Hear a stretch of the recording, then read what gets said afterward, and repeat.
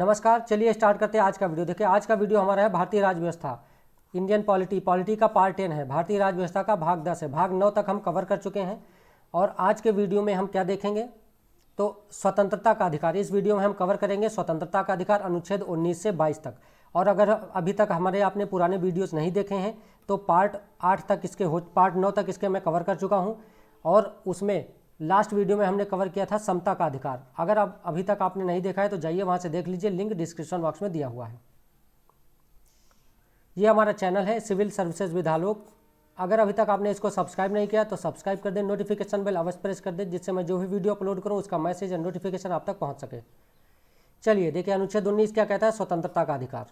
ठीक है, अनुच्छेद 19 कहता है स्वतंत्रता का अधिकार। सभी नागरिकों को 6 अधिकारों की गारंटी दी गई है। इसमें 6 अधिकार दिए गए हैं अनुच्छेद 19 के अंतर्गत और ये केवल राज्य के खिलाफ मामले हैं, न कि किसी निजी मामले में। मतलब कोई राज्य, मतलब राज्य के अंतर्गत हमने परिभाषा देखी थी।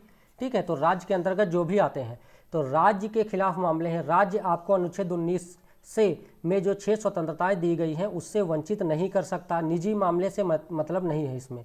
ठीक है, कोई निजी व्यक्ति के लिए नहीं है, ये केवल नागरिकों और कंपनी के शेयर धारकों के लिए हैं, ना कि विदेशी या कानूनी लोगों को। मतलब देखिए, एक नागरिक होते हैं, एक होता है कंपनी के शेयर होल्डर। ठीक है, इन दोनों को तो ये मिले हैं स्वतंत्रता अनुच्छेद 19 के तहत। लेकिन कोई विदेशी व्यक्ति हो और कानूनी लोग का मतलब क्या होता है, कोई कंपनी हो, कंपनी के शेयर धारकों को तो यह मतलब ये स्वतंत्रताएं मिली हैं लेकिन कंपनी को नहीं मिली हैं। ठीक है, अब एक एक करके देखते हैं। अनुच्छेद 19 कहता है स्वतंत्रता का अधिकार। यहाँ पे 6 प्रकार की स्वतंत्रता की बात की गई है। पहला है वाक और अभिव्यक्ति की स्वतंत्रता, दूसरा है शांतिपूर्व सम्मेलन का अधिकार, तीसरा है संगम या सहकारी समितियां बनाने का अधिकार, चौथा है कि भारत के राज्य क्षेत्र में अबाध संचरण का अधिकार, पांचवा है निवास करने का अधिकार, छठा है कारोबार करने का अधिकार। 1978 के पहले क्या था कि संपत्ति के अधिकार को भी इसी में शामिल किया गया था। यहाँ 6 है, यहाँ ये था 7वां पॉइंट। तो अनुच्छेद 19 के अंतर्गत 7 स्वतंत्रताएं थी। 7वीं स्वतंत्रता थी संपत्ति का अधिकार। लेकिन जब देश आज़ाद हुआ तब हुआ क्या थे कि जमींदारी उन्मूलन कार्यक्रम सरकार चला रही थी और भूमि सुधार कार्यक्रम चला रही थी। इन दोनों कार्यक्रम में संपत्ति रोड़ा बन के खड़ी हुई थी। तो क्या हुआ था, जैसे ही सरकार भूमि सुधार या कोई जमींदारी उन्मूलन के लिए कुछ कानून लेके आती, लोग तुरंत चले आते सुप्रीम कोर्ट या हाई कोर्ट, कहते भैया देखिए संपत्ति का अधिकार हमारा मूल अधिकार है और सरकार इसको छीनना चाह रही है। सरकार तुरंत उनके कानून को असंवैधानिक कर देती। अब सरकार बहुत परेशान हो गई थी। लास्ट में उसने क्या किया, 44वां संविधान संशोधन 1978 में किया और संपत्ति के अधिकार को मूल अधिकार की श्रेणी से हटाकर एक कानूनी अधिकार बना दिया। तो वर्तमान में क्या है, संपत्ति का अधिकार एक कानूनी अधिकार है। ठीक है, अब देखिए ऐसा नहीं है कि ये असीमित स्वतंत्रताएं हैं, बिल्कुल भी नहीं। इन पर सीमा लगी है। इन पर जो संसद है वो विभिन्न आधार हैं, उन आधारों पर मतलब प्रतिबंध लगा सकती है। वो आधार हम आगे देखेंगे। देखिए वाक और अभिव्यक्ति की स्वतंत्रता, मतलब आपको अभिव्यक्ति की स्वतंत्रता, आपको बोलने की और कुछ चीज़ें आपको एक्सप्रेस करने की स्वतंत्रता। आप कुछ भी एक्सप्रेस कर सकते हैं, जैसे आप चाहें। इसके तरीके क्या हैं, आप चाहें तो लिख कर एक्सप्रेस करें, चाहें तो बोल कर करें, चाहें तो मौन रहकर करें, चाहें तो आप कहीं भी मतलब किसी प्रकार का आप विरोध प्रदर्शन करके करें। हड़ताल का अधिकार बिल्कुल भी नहीं है इसके अंदर कहीं भी। तो ठीक है, इसी के अंतर्गत आता है प्रेस की स्वतंत्रता। प्रेस इसी के अंतर्गत आता है। ये क्वेश्चन भी एग्जाम में पूछा हुआ है कि प्रेस की स्वतंत्रता निम्नलिखित में से किस मूल अधिकार के अंतर्गत शामिल है। तो आपको ऑप्शन में दिया रहेगा तो ये वाला टिक कर दीजिएगा। अनुच्छेद 19 रहेगा तो वो, अगर 19 के अंदर का ये दिया रहेगा तो वाक और अभिव्यक्ति की स्वतंत्रता। ठीक है, या तो 19 का एक दिया रहेगा या तो 1 का ए दिया रहेगा, इस प्रकार। ठीक है, अब देखिए दूसरा क्या है, शांतिपूर्ण निरायुध सम्मेलन। निरायुध मतलब आप हथियार लेकर सम्मेलन नहीं कर सकते। सम्मेलन करने का अधिकार आपको दिया गया है, लेकिन अगर न्यायालय चाहे तो धारा 144 लागू करके आपके सम्मेलन के अधिकार को उससे आपको वंचित कर सकती है। इसका भी आधार है। अगर उसको लगेगा, अगर किसी न्यायाधीश को ये लगे कि आप के सम्मेलन से दंगे होने की संभावनाएं हैं या जन स्वास्थ्य को कोई खतरा है या कोई माहौल खराब होने वाला है, तब आपके सम्मेलन को मतलब प्रतिबंधित करने के लिए, रोकने के लिए धारा 144 लागू कर दी जा सकती है। ठीक है, तो ये असीमित नहीं है, इन पर भी कुछ सीमाएं हैं। तीसरा है संगम, संघ या सहकारी समितियां बनाने का अधिकार। तो 2011 के पहले सिर्फ ये संगम, संघ बनाने का अधिकार था, सहकारी समितियां बनाने का अधिकार मूल अधिकार नहीं था। 97 अमेंडमेंट किया गया 2011 में और समितियां, सहकारी समितियां, कोऑपरेटिव सोसाइटीज़ बनाने का अधिकार एक मूल अधिकार बना दिया गया। ठीक है, ये भी क्वेश्चन आया हुआ है, याद रखिएगा। जैसे और देखो संगम या संघ, जैसे कि आप कोई भी राजनीतिक पार्टी बना सकते हैं, आप कोई कंपनी बना सकते हैं, कोई क्लब, कोई समिति, कुछ भी आप बना सकते हैं, ये आपका मूल अधिकार है। चौथा है भारत के राज्य क्षेत्र के भीतर अबाध संचरण, आपको कोई नहीं रोकेगा, आप पूरे भारत में कहीं भी घूमिए, इस पर भी प्रतिबंध है, आगे देखेंगे, ठीक है। जैसे जनजातीय क्षेत्र जो होते हैं, तो इसमें क्या होगा, सरकार चाहे तो अगर कोई ऐसी जनजातीय क्षेत्र है जहाँ पर उनकी आबादी कम है, उनके कल्चर, उनके संस्कृति की सुरक्षा करने के लिए, उनके रहन सहन को आपको प्रतिबंधित कर सकती है वहाँ जाने से। तो आप ये नहीं, न्यायालय नहीं जा सकते कि अनुच्छेद 19 के तहत हमको आबाद संचरण का अधिकार प्राप्त है, हम इस जनजातीय क्षेत्र में जाएंगे ही जाएंगे, ठीक है। तो इस प्रकार से कुछ मतलब कि सरकार प्रतिबंध लगा सकती है। निवास करने का अधिकार भी आपका मूल अधिकार, आप कहीं भी पूरे देश में निवास कर सकते हो और पूरे देश में कहीं भी आप कारोबार कर सकते हैं। देखिए इसको याद करने का एक तरीका क्या है, सबसे पहले क्या है, आपको बोलने का अधिकार। आपने अच्छा बोला, बहुत अच्छा एक्सप्रेस आपने किया, जैसे कि हमारे प्रधानमंत्री जी करते, बहुत अच्छा बोलते हैं, ठीक है, अभिव्यक्ति बहुत अच्छी है। तो क्या हुआ, जब आप अच्छा बोलेंगे फिर धीरे धीरे लोग अट्रैक्ट होंगे, तो आप सम्मेलन करने लगेंगे, सम्मेलन करेंगे तो क्या होगा कि लोग और ज़्यादा आएंगे, तो आप जगह जगह जाके सम्मेलन करेंगे। फिर क्या होगा कि आपके पास जब बहुत फॉलोअर हो जाएंगे तो आप सोचेंगे अब बहुत फॉलोअर होंगे, चलो कोई पार्टी बना लेते हैं या संघ बना लेते हैं। तो क्या किया आपने, आप राजनीति में जाना चाहते तो पॉलिटिकल पार्टी बना लिया, नहीं तो कोई कंपनी खड़ी कर देंगे, तो आपने कोई राजनीतिक दल बना लिया। अब जब दल बना लिया तो आप पूरे भारत में घूमेंगे, लोकसभा का चुनाव भी लड़ना है भाई, तो आपने कोई पार्टी या संघ बना लिया तो उसका ऐड करेंगे बहुत दूर दूर तक घूम घूम के, तो क्या हुआ, आप पूरे देश में कहीं भी संचरण कर सकते हैं। फिर जब कहीं जाएंगे तो ऐसा नहीं एक ही दिन में जाके वापस आ जाएंगे, आप रुकेंगे कहीं 1 दिन, कहीं 2 दिन, कहीं 4 दिन, या आप हमेशा के लिए रुकना चाहते हैं तो आपको निवास करने का भी अधिकार हो जाएगा। फिर जब निवास करेंगे तो फ्री में तो आपको कुछ मिलेगा नहीं, खाना पानी, आपको वहाँ खर्चा पानी करने के लिए क्या होगा कि आपको कोई ना कोई कारोबार करना पड़ेगा, तो आपको कारोबार करने का भी अधिकार दिया गया। तो किस तरह से सजाया गया है, बिल्कुल लाइन टू लाइन, ठीक है। अब देखिए ये आधार है, इन आधारों पर राज्य प्रतिबंध लगा सकता है। भारत की एकता, अखंडता, संप्रभुता की रक्षा के लिए, राज्य की सुरक्षा, विदेशी राज्य से मित्रवत संबंध के लिए, न्यायालय की अवमानना के लिए, नैतिकता की स्थापना के लिए और किसी अपराध में संलिप्तता, ये सब आधार हैं। सार्वजनिक जो आपका सुरक्षा होती है, इन सब आधारों पर राज्य अनुच्छेद 19 पर प्रतिबंध लगा सकती है। ये अनुच्छेद 19 हो गया। अब अनुच्छेद 20 की बात करते हैं। 20 में क्या गया है, अपराध के लिए दोष सिद्ध के संबंध में संरक्षण। मतलब अगर आपने कोई अपराध किया है और आप दोषी करार दिए जा चुके हैं, न्यायालय ने आपको दोषी करार दिया, अब आपको सजा होने वाली है, तो इसमें 3 व्यवस्थाएं दी गई हैं, ठीक है। किसी भी अभियुक्त या दोषी करार व्यक्ति, चाहे वो नागरिक हो या विदेशी या कंपनी या परिषद, इसमें क्या है, ये अधिकार हमारे लिए भी हैं, विदेशियों के लिए भी हैं और कंपनी के लिए भी हैं, ठीक है। कानूनी व्यक्ति बोलते हैं, कंपनी को क्या बोलते हैं, कानूनी व्यक्ति। तो कानूनी व्यक्ति का अधिकार हो, इसके विरुद्ध मनमाने और अतिरिक्त दंड से संरक्षण देता। अगर आपको दोषी करार दिया गया है तो आपके ऊपर ऐसा नहीं कि दोष, न्यायालय ने कह दिया कि आप दोषी हैं, अब आपको कोई कितनी भी सजा दे देगा, ऐसा नहीं है। मनमाने दंड से और अतिरिक्त दंड से, अधिक दंड से सुरक्षा देता है ये। जैसे आपने मान लीजिए कोई आज अपराध किया है, तो आज के इस अपराध के लिए जितनी सज़ा का कोई कानून बना है आज की डेट में, आपको उतनी ही सज़ा मिलेगी। मान लीजिए कि आप चोरी करने की सज़ा आज की डेट में मान लीजिए कि 2 वर्ष है, 2 वर्ष के कारावास है चोरी करने पे, तो अब आपको 2 वर्ष की सज़ा ही दी जाएगी। ऐसा नहीं है कि आपको 3 वर्ष या 5 वर्ष की सज़ा दी जाए, ठीक है। तो यही है, इसमें 3 व्यवस्थाएं। पहली है कि कोई पूर्व पद प्रभाव कानून नहीं होगा। इसका तात्पर्य है कि जो आपने अगर आज कोई दंड, आपने अगर आज कोई अपराध किया है तो जितना कानून आज उस अपराध के लिए है दंड देने के लिए, उतनी ही दंड आपको दिया जाएगा। ऐसा नहीं है कि कोई कानून पीछे से लागू कर दिया जाए, बिल्कुल नहीं। आज ही मतलब कोई पहले से बाद आज कानून बनाकर पहले से नहीं लागू किया जाएगा। ये सिर्फ आपराधिक मामलों के लिए है, ना कि सिविल मामलों में। टैक्स वाले कानून में क्या होता है, जैसे मान लीजिए 2021 है, आज कोई सरकार ने कोई टैक्स से संबंधित कोई कानून बनाया, सरकार चाहे तो इसको 2015 से 2014 से लागू कर दे, तो आपको 2015 से 21 तक के बीच का टैक्स देना पड़ेगा, ठीक है। ये कानून, इस कानून को आपको फॉलो करना पड़ेगा। लेकिन इसमें जो अनुच्छेद 20 के अंतर्गत ये कोई पूर्व पद प्रभाव कानून नहीं, इसमें ये व्यवस्था नहीं की जा सकती। दोहरी क्षति नहीं। दोहरी क्षति का मतलब क्या है, आपको एक ही अपराध के लिए एक से अधिक बार दंडित नहीं किया जाएगा। आपने एक अपराध किया, बार बार ये नहीं कि आपने चोरी की तो आपको बार बार उसी की सजा 2 वर्ष के बाद फिर दे दी जाए, बिल्कुल नहीं। एक अपराध के लिए एक बार दंड दिया जाएगा। तीसरा प्रावधान है स्व अभिशंसन नहीं, मतलब अपने विरुद्ध आपको गवाही देने के लिए बाध्य नहीं किया जाएगा, अपने विरुद्ध आपको साक्षी नहीं बनाया जाएगा। ये 3 इसमें व्यवस्थाएं हैं। अनुच्छेद 21, 20 हो गया। अनुच्छेद 21 क्या है? प्राण और दैहिक स्वतंत्रता। इसी के अंतर्गत है क्या? Right to life. किसी व्यक्ति को उसके प्राण और दैहिक स्वतंत्रता से विधि के द्वारा स्थापित प्रक्रिया के अनुसार ही वंचित किया जाएगा, अन्यथा नहीं। ठीक है, बिना विधि की, बिना कोई कानून बनाए आपको इससे वंचित नहीं किया जा सकता।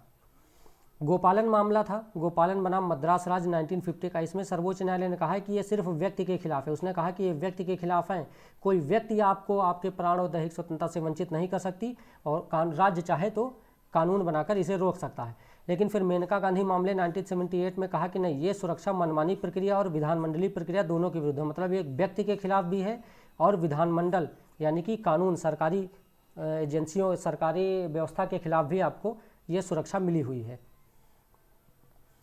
सर्वोच्च न्यायालय ने कहा है कि जीवन का अधिकार सिर्फ भौतिक अस्तित्व नहीं, ऐसा नहीं कि आपका बॉडी है तो सिर्फ वही है, आप जीवन काट रहे हैं। आपका जीवन का अधिकार अनुच्छेद 21 के अंदर राइट टू लाइफ, जीवन का जीने का अधिकार है। ये मानवीय गरिमा के साथ जीवन जिए आप। अब मानवीय गरिमा के साथ जीवन कैसे जिएंगे? तो इसके अंतर्गत उसने व्याख्या की हो बहुत सारे, अनुच्छेद 21 के अंतर्गत बहुत सारे अधिकार उसने जोड़े हैं, जैसे मानवीय प्रतिष्ठा के साथ जीने का अधिकार, ये भी अनुच्छेद 21 के साथ राइट टू लाइफ, जीवन जीने के अधिकार के अंतर्गत ये अधिकार शामिल है। स्वच्छ पर्यावरण का अधिकार भी जीवन जीने के अधिकार के अंतर्गत शामिल है, क्योंकि आपको अच्छा जीवन तभी मिलेगा जब आपको स्वच्छ पर्यावरण मिलेगा। जीवन का रक्षा अधिकार, अब देखो निजता का अधिकार भी इसी के अंतर्गत है। आप अगर गरिमा के साथ जीवन जीते हैं तो आपकी निजता रहनी चाहिए, इसमें कोई सेंध ना लगाए। जैसे पेगासस अभी चल रहा है मैटर, पेगासस क्या है? तो एक स्पाईवेयर है, ठीक है, ये एक स्पाईवेयर है। ये क्या करता है? आपके मोबाइल, लैपटॉप, टैबलेट किसी में आएगा और वहाँ की जानकारी, आपकी निजी जानकारी जो आप किसी से सार्वजनिक नहीं करना चाहते, वो भी ये अपना साझा कर देता है, जो भी इसको यूज करता है। जैसे ज़्यादातर तो गवर्नमेंट को ही मिलता है, ये प्राइवेट कंपनी को नहीं दिया जाता। ठीक है। आश्रय का अधिकार, स्वास्थ्य का अधिकार, 14 वर्ष से कम उम्र के बच्चों के लिए निःशुल्क शिक्षा का अधिकार, निःशुल्क कानूनी सहायता का अधिकार, त्वरित सुनवाई का अधिकार, हथकड़ी लगाने के विरुद्ध अधिकार, अमानवीय व्यवहार के विरुद्ध अधिकार। तो ये सब आपके अधिकार हैं जीवन मानव मतलब अनुच्छेद 21 के अंतर्गत। अगर आपको इनमें से कोई भी चीज़ नहीं मिल रहा है तो आप सुप्रीम कोर्ट या हाई कोर्ट जा सकते हैं। जैसे सूचना का अधिकार, RTI एक्ट भी इसी के अंतर्गत है। प्रतिष्ठा का अधिकार, सुनवाई का अधिकार, सार्वजनिक फांसी के विरुद्ध अधिकार, ठीक है, ये सारे अधिकार अनुच्छेद 21 के अंतर्गत है। अब अनुच्छेद 21 के का, पहले 21 का नहीं था, 86वां संविधान संशोधन किया गया 2002 में, ये 21 का जोड़ दिया गया। इसमें क्या किया गया, कहा गया है कि राज्य क्या करेगा कि 6 से 14 वर्ष तक की उम्र के बच्चों को निःशुल्क और अनिवार्य शिक्षा उपलब्ध कराएगा। पैसे भी नहीं लेगा और अनिवार्य है, जरूरी है कि वो शिक्षा देगा। पहले ये क्या था कि राज्य के नीति निर्देशक सिद्धांत DPSP में आर्टिकल 45 में ये प्रावधान किया गया था। तो चूंकि DPSP क्या है, वाद योग्य नहीं, मतलब DPSP में जो चीज़ें लिखी गई हैं उसको लागू कराने के लिए आप न्यायालय नहीं जा सकते, क्योंकि वो आपका फंडामेंटल राइट तो है नहीं। तो सरकार ने DPSP से निकाल के इसको फंडामेंटल राइट में डाल दिया। अब आप न्यायालय जा सकते हैं। और इसी अमेंडमेंट के तहत 51 का भी जोड़ा गया था उसी समय, 21 का और 51 का। 51 के का में क्या कहा गया था, ये DPSP में जोड़ा गया था। 36 से 51 है DPSP, इसी में 51 का जोड़ा गया। इसमें कहा गया प्रत्येक नागरिक का ये कर्तव्य होगा कि वो 6 से 14 वर्ष तक के अपने बच्चों को शिक्षा का प्रदान करे। मतलब 21 के का में राज्य का कर्तव्य है कि वो निःशुल्क और अनिवार्य शिक्षा दे, और 51 के का में व्यक्ति का मतलब पिता का, नागरिक का ये कर्तव्य है कि वो शिक्षा दिलवाए। राइट टू एजुकेशन एक्ट 2009 में इसी के तहत पारित किया गया है। अनुच्छेद 22, 21 तक हो गया, अनुच्छेद 22, ठीक है। आज के टॉपिक का, आज के इस लेक्चर वीडियो का ये लास्ट है आर्टिकल। इसमें क्या है, निरोध और गिरफ्तारी से संरक्षण।